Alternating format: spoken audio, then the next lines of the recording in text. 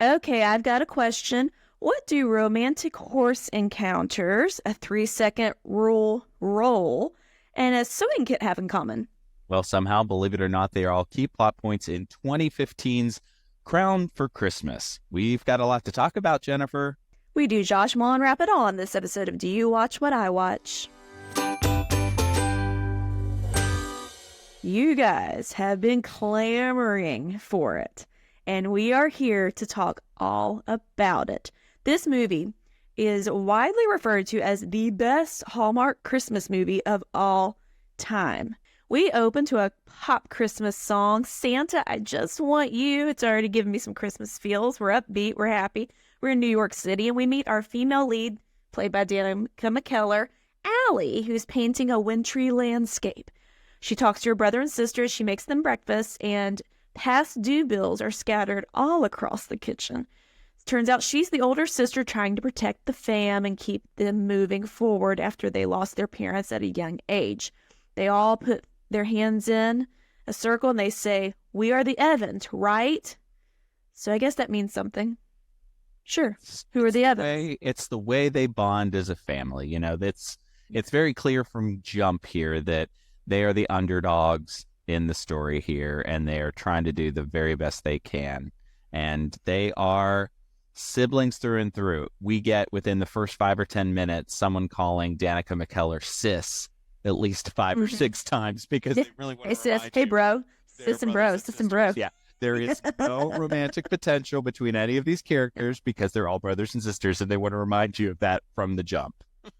Yes, because at first, I will say, I thought that the girls were just friends, roommates. And then when we saw a guy enter, it's like, oh, they have a male roommate in 2015.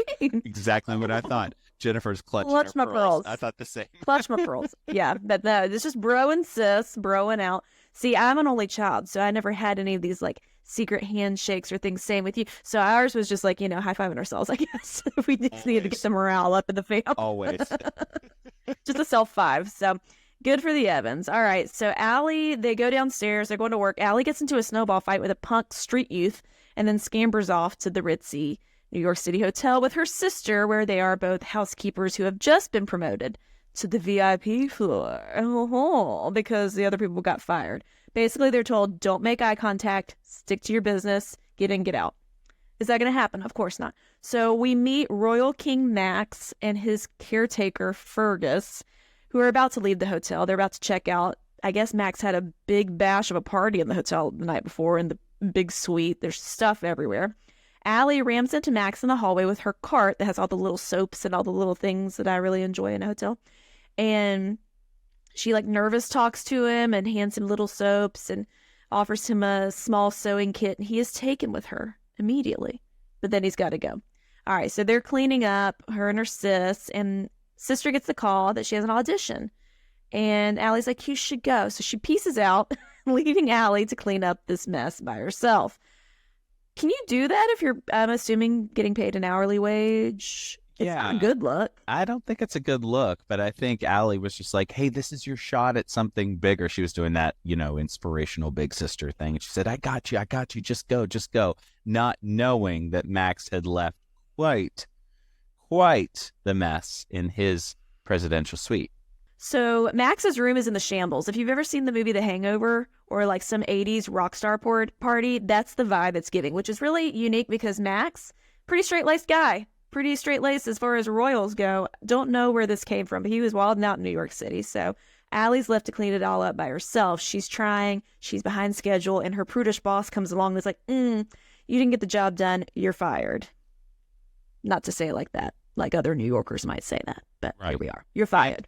And fires her sister, too, at the same time. Yeah. Well, yeah, sister pieced out. Yeah. They're both done. And on her way out, Allie's like, well, P.S., somebody left their watch here. I could have taken it, but I didn't. Now, Fergus, the caretaker, overhears this whole debacle, and he's so enamored with Allie's virtue because she could have kept the watch, probably sold it for a pretty penny. I'm sure it was more than like a fossil. It's probably at least a Rolex or more. So Fergus is so enamored by Allie and her honesty and her morals. He's like, hey, you know what? She'd be a great governess for the king's daughter in the nation of Windshire. So he tracks her down does a background check in the matter of, an hour, finds her, shows up at her apartment to give her this job and fly her to Windshire. Did you see this coming? It seemed a little left field.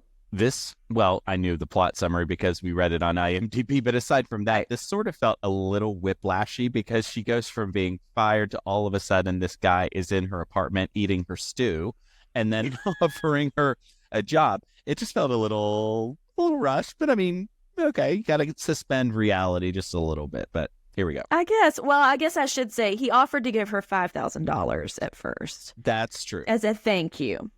And then she said, no, I couldn't. The way I would have cashed that check, I would have electronically deposited that thing before he got on the elevator. But okay, Allie is honest as the day is long. She's got her morals. She's also got debt. So come on, Allie girl. But she didn't want the money. He's like, what if it's pay for 2 weeks of being the governess? So there was that. Whatever. She reluctantly takes the job and flies off first class with Fergus as Bro insists wave goodbye to her.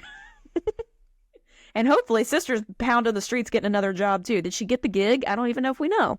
We never find out. Doesn't matter. We don't really see them hardly ever again. Okay. So Theodora is the king's daughter. They land in Windshire. Right out of the gate, Theodora's throwing a snowball at Allie. And Allie leans out of the castle window and says, you better run, like a true New Yorker. And everybody's like, ooh, because the staff, a little prudish and stiff. King Maximilian, a little stiff. And then Allie meets Theodora officially, and they banter back and forth. But Theodora, who they also refer to as Teddy, so I'm probably going to abbreviate to Teddy, not a big governess fan, doesn't want a governess, has chased many off, has a bad track record. She's a little punk. So we then get the typical scenes of Allie's not able to curtsy. Allie says the wrong thing. She's not wearing the right things to be in royal company. But then when Max sees Allie bonding with his horse in the stable, it seems like his demeanor starts to shift towards her, and he's coming around to Allie being on the royal grounds. Softens very quickly. I was thinking that Theodora, by the way, was giving me very much young Lindsay Lohan kind of vibes. I see that. Yeah. And it was also very much giving me an October Kiss sort of precocious children versus fish out of water nanny, you know? So definitely. I think this one came first. It's like which came first, the chicken or the egg. But yeah, I think this probably aired first. I don't remember. But yeah, it's definitely a similar concept. Instead of a goat eating a sweater, we have Theodora wreaking havoc in a royal palace. So, all right. So Fergus every day places the daily schedule, as they say it, at everyone's door every morning. So he places the schedule at Allie's door. Except old Tiddlywinks Teddy rips it up before Allie can see it. And then she launches spitwads at a royal portrait. And Allie's not scared. She's like, no, I'm going to win you over. So they talk. We learn that Maximilian's wife fell ill before she died. And sidebar, did you ever watch Tiny Toon Adventures cartoon? Random? Yes, I did. Wasn't there the rich spoiled kid was named Maximilian or Max Tack or something? You know the kid I'm talking about? I think so. It made me think of that. I think it's like Bobo name for spoiled rich kid in trope world. But sounds about anywho, right, yeah. Teddy and Allie bond over worms in the greenhouse because, you know, most of the time the governesses don't let her just do whatever she wants. But Allie didn't know she had a schedule, so she's letting her do whatever she wants. All right, they're bonding, and then they get busted by Fergus for being late for a royal photograph. They scamper to get Teddy ready. Max makes a toast that night after the photo at some royal dinner and says, if there is Christmas in your heart, then there is most definitely Christmas in the air. Ooh, Kirkland's wisdom if I've ever heard it. And then Allie makes a counter toast and seemingly wins over the room. It was very sudden, yeah. Yeah, this was after Teddy dropped her roll on the floor. Allie picked it up and put it back on her plate, which was a big no-no. That was a major faux pas in Royalville. But Allie tries to assert the 3-second rule, which I would love to know, Jennifer, where are you on the 3-second rule when it comes to food? Glad you asked. It depends on the consistency and texture of said food item. To me, and it's probably makes no difference, but to me, a roll, dry, hard, not as quick to absorb flowery goodness and germs as, say, like, I don't know, what's a good example? A glazed donut. the glaze to me would pick up more debris and funk than a dry roll. What do you I think? am absolutely in agreement with you. If it's something dry like a cracker or a piece of bread, I'm good. Yeah. If it's like a piece of pizza or a cupcake, that's Yeah, some cheese. Cheese is gonna Yeah. suck it all in quicker. Yeah. Yeah. Now, if I was in a royal palace and I dropped a roll, I would assume there might be another one hanging around and I would just get another roll. But Precisely. if that's your last roll, drop it or blow on it, rub it on your shirt or your dress, move on. Because I enjoy my carbs. I'm not gonna not have a roll. I hear that. Okay, so it turns out Max's chancellor, was that his name? His official title, that guy. Chief He's of being staff. Yeah, he's pressuring Max to propose to a royal gal who Max is not in love with. So we have that B plot brewing. We'll come back to it. Allie and Teddy are decorating the royal tree with oversized dollies and pine cones. So they're getting along like gangbusters now. Peanut butter and jelly, Teddy and Allie, right? Max sees them having fun and bonding, and Teddy wanted to put his royal crown atop the tree as a star, and Allie was like, no, we can't do that. She gets in trouble because the prudish staff leader was like, oh my. Well, later, because he's coming around to everything, Max lowers the crown on top of the tree because he's just that kind of guy now. Softening. The heart. There's no way I would put it. No way a crown No should way. be on top of that tree. Well, and truthfully, this crown looked like something they probably bought at Party City on the cheap anyway. So it's not like, but in theory, Yes, but we are led to believe it is Yes. his We are one led and to only believe it is major like event crown. the crown jewels, straight from, Yes. the heart of the castle. Windshire. Yes, Yeah. yeah. Windshire's best on top of a O Tenenbaum. So, anywho, later that night, Allie and Max see each other and they end up going on a romantic horse ride. And she's wearing a red peacoat. We love Danica McKellar in a red peacoat. Okay. And they almost smooch, but then they don't. Turns out some of the stuffy staff is very concerned about how close that they're getting to one another. And then the chief of staff or whoever that guy is flies in the royal gal they're trying to set Max up with early to derail any sort of romance betwixt Allie and Max. Okay, so she shows up, Lady Celia, and all we see are her legs, first of all, coming out of the not cab, whatever mode of transportation she arrives in. And we're supposed to hate her, right? She's very put together, very kind of not super personable. And she's definitely not into Teddy. Teddy's not into her either because they've met in the past. She doesn't even really remember the last time she met Teddy. And Teddy rattles off like 3 events that she's seen her at recently. Not a great sign. Yeah. Teddy presents her with an awful ballet ensemble and makes some snide remarks. And it's just awkward. It's super awkward. Yeah.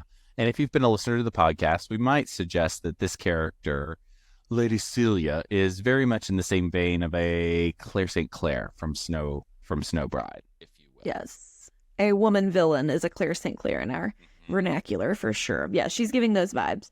So Teddy gives Celia the business at dinner, and she's not a fan. She's grilling her about all these questions. And then she runs off to the luscious red and green greenhouse. And Allie and King Max go running after her. They get in the greenhouse. Teddy locks them in there. Oh no, what are we going to do? Now, Allie and Max hadn't had a chance to talk since they almost kissed, and then this random lady showed up. So I would be feeling some type of way if I were Allie. And she's like, hey, I guess you're getting married to this lady? Okay, well, that tells me all I need to know. And he's like, no, I don't know if I love her.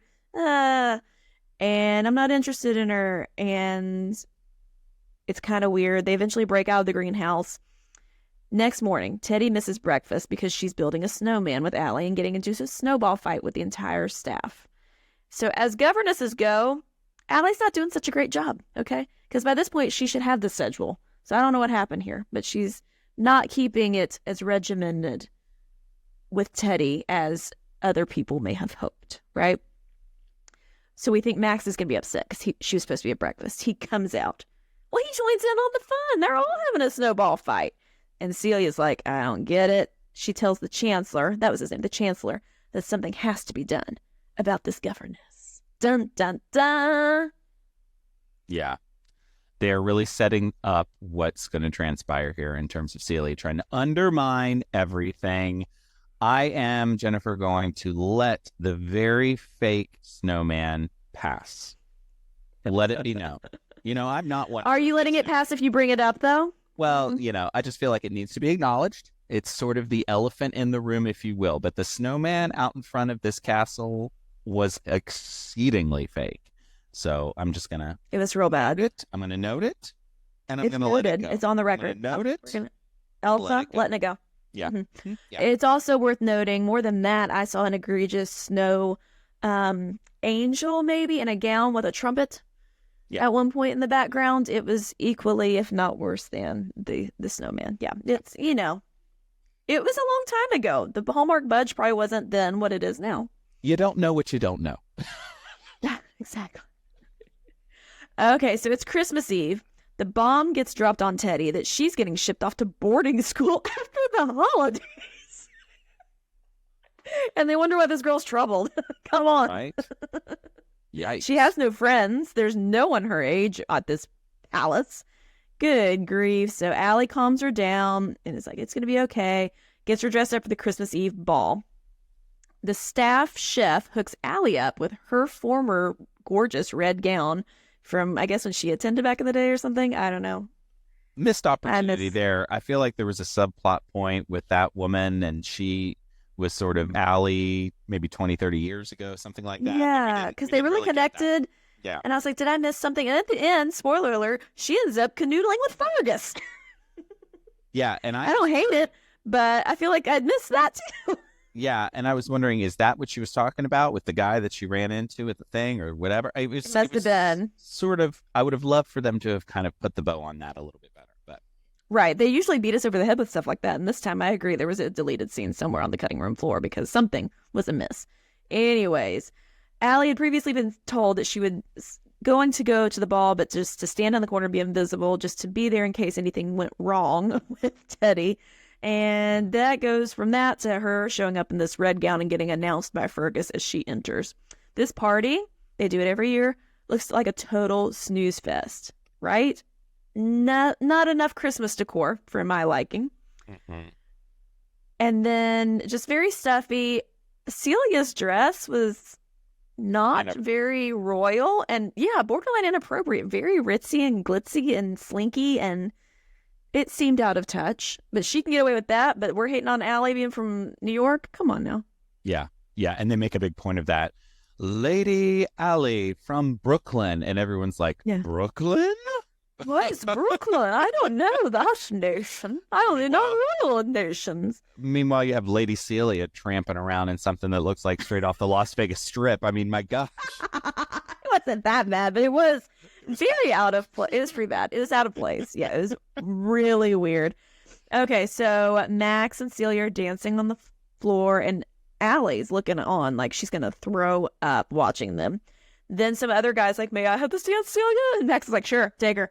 So then he goes and dances with Allie, and it's a lovely moment, I guess. I could not get over Danica McKellar's hair in this scene, though. I mean, it was like from the front, it was fine, right? It was an updo, and it had like some spindrels, which was very big back in the day. I had some spindrels at prom, right? But there was then like this YouTubers, if you're on the YouTube, there's a piece that was twisted and braided, but it just like hung down like here. It looked like a rat tail. It was a royal rat tail. But then there was a spindrel here too. So is this. It was offensive to me on numerous levels.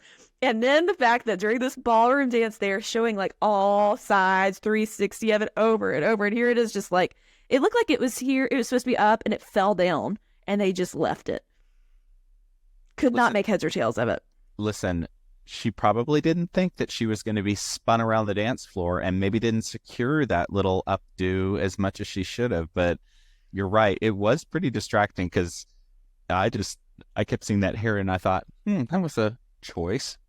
But again, a few years ago, the styles were different. No, that was never okay. That was never okay. And listen, my hair, I just dried it, or this is how it dried when I got out of the shower today. So I'm not like Miss Fashionista. I understand that. But this is a motion picture made for television. And it was offensive. We're supposed to be royal in a castle. She had a rat tail. I cannot. Okay. But I guess they're falling in love on the dance floor, right? Just like Usher would want with that song. So Celia's scorning at them, and Teddy and Fergus are smiling because their little plan's coming together because Fergus is Team Allie. And then Celia steals him back, and they're talking, chit-chatting, and she was like, can I go ahead and see my engagement ring, which was supposed to be his mother's, right? And he opens the box, empty box, no ring. What could have happened? Celia real quickly accuses Allie of stealing it. And it's very dramatic, not jolly at all. And then Allie runs out and was like, I need to leave. And Teddy runs after her. And then Max chases them to Teddy's room. Well, turns out Teddy had stolen the ring. Not to frame Allie like I originally thought. She just stole it to put the kibosh on the engagement because she's a kid and she thought that would be all that needed to happen. So Allie's like, just tell him it was me. And Max is like, no, I'll just tell him I found it. And she's like, well, I still need to go. And he's like, do you? Yes, I need to get out of here. Yeah, no kidding. It's time to go. Wrap it up. Teddy and Allie promise to stay in touch, and they tearfully say goodbye. So Allie packs her bags. They take her to some local inn, right? Okay, that's a wrap on Allie.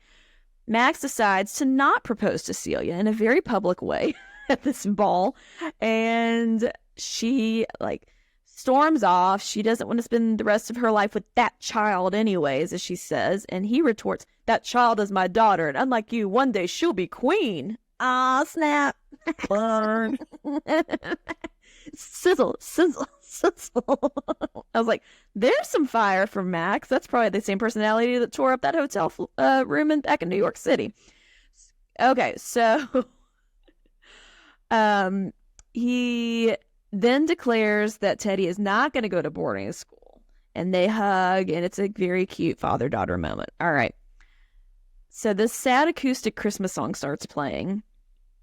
And there's a montage. So it shows Allie going to the inn. Max and Teddy are kind of sad around the castle. And all the staff opens their presents from Allie. And she has painted a portrait of their faces, each of them individualized. I found these portraits to be terrifying. Agreed. I mean, it was a nice gesture, but... It's such a sweet gesture. But...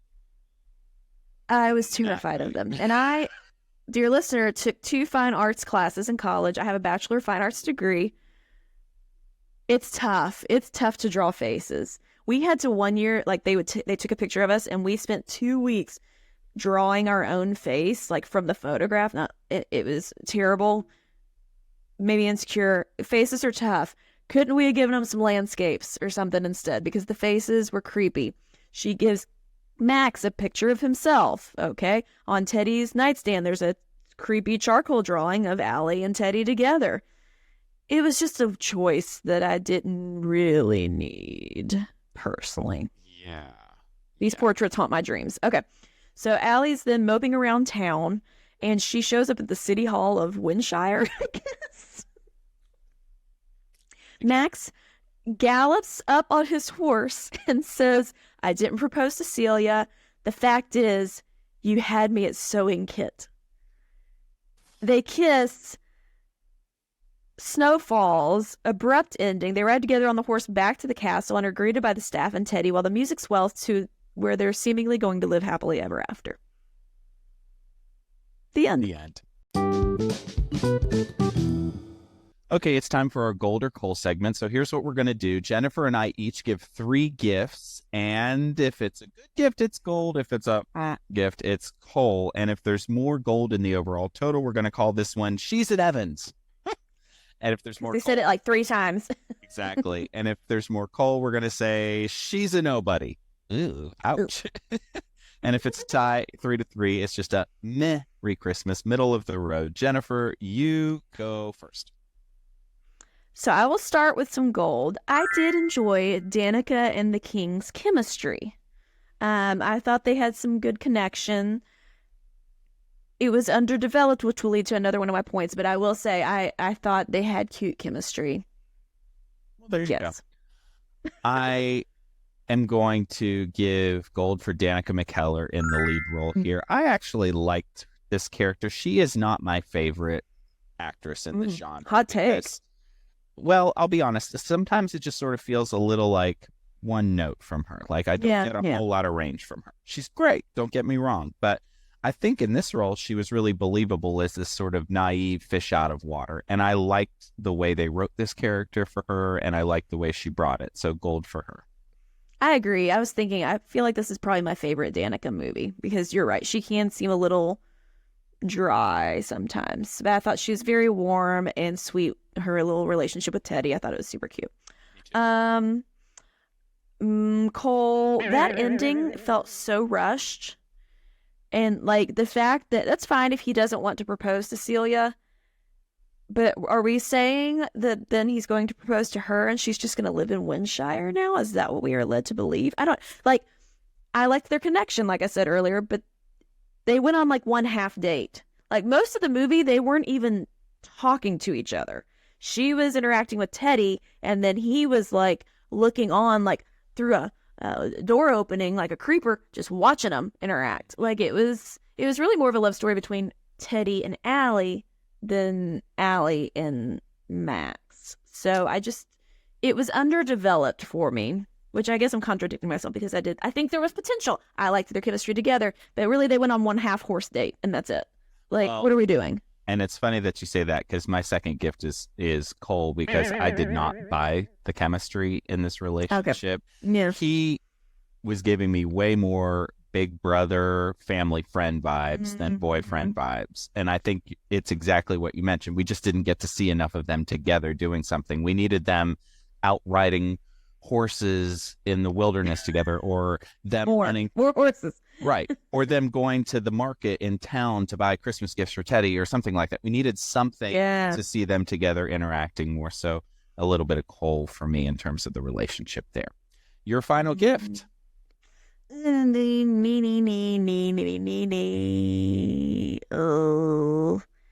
it needed more Christmas. This movie could have happened any time of year. I know there was snow and there was the Christmas ball and they sang "Oh Christmas Tree," but those were small moments in the grand scheme of things. Like it wasn't as, I want my Christmas movies to look like Santa Claus got sick and ill upon them. Like I want Christmas everywhere. And it just wasn't enough for me. I'm sorry. My last gift is going to be gold, but with a little bit of a caveat. I liked some of the B characters here.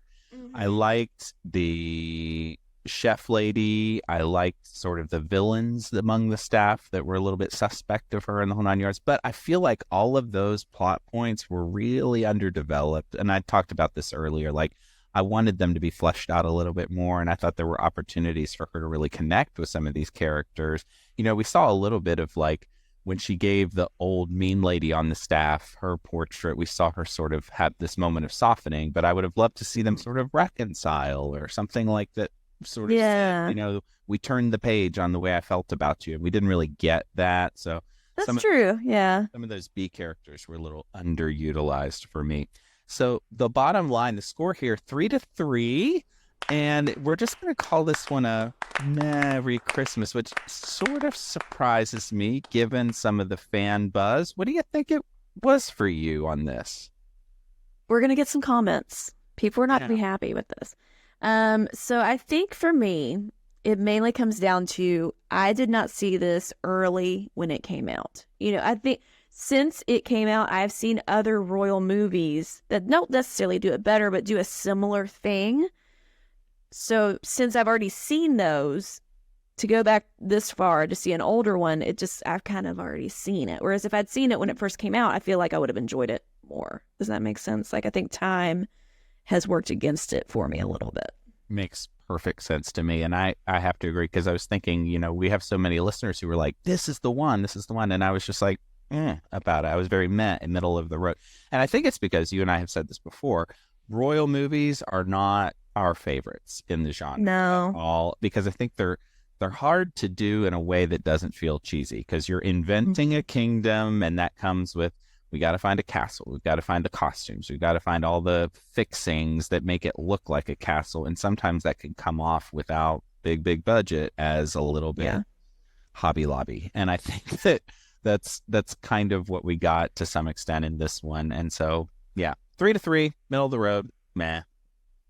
Yeah, well, I will say we'd asked our listeners to sound off on it, and one person said, my thoughts on it, not as good as people claim it to be. Like, seriously, there's this one Facebook group that posts about this movie every freaking day, talking about it's the best movie in the world. I'm like, dude, what's so special about it? The whole sewing kit thing was cute the first time, but to see it quoted 20 times a day makes it not cute anymore. And they are right. These Facebook groups will just post, like, you had me at sewing kit, as though it is the greatest romantic line of all time. It was a cute little thing, but I thought it was just kind of a throwaway line. But people really hang their hat or their crown on it. Somebody else said, Crown for Christmas is among the movies that I enjoy revisiting every year, and I usually watch it as a fun double feature with A Royal Christmas. There's nothing quite like a cozy fairy tale set around the holidays, and I think that the chemistry between Allie and Max, coupled with the heartwarming storyline involving Princess Theodora, make Crown for Christmas particularly endearing holiday film. I could see and that. Before we wrap, yeah, one other person said Hallmark royal movies can be a hit or miss, but I think that this and something like Royal Matchmaker are solid representation of the subgenre. And this is easily Danica McKellar's best Hallmark film, which we agree with as well. So thank you all for commenting and telling us your thoughts. Even if we don't always agree, we love hearing what you think. And that, friends, is another episode of Do You Watch What I Watch? Special thanks as always to Nick Schwartz for our theme song and to you for listening. Hey, do you like our podcast? Thank you so much for taking the time to listen and watch. We'd love to connect with you. You can find links to everything on our website at doyouwatchwhatiwatch.com. And hey, listen, we would absolutely love you to subscribe on YouTube and write us a 5-star review. That really helps us grow our audience. Hey, next time we are back with more 12 Pods of Christmas summer series, and we will be watching and chatting about another Hallmark classic. This is 2013's Let It Snow, starring former Hallmark queen Candace Cameron Bure. Here's the synopsis. An executive examines her company's new property and prepares a presentation to transform the rustic lodge into a new hotspot. Okay, we'll have much to discuss, Jennifer. And until then, May your days be merry and bright. We'll see you next time.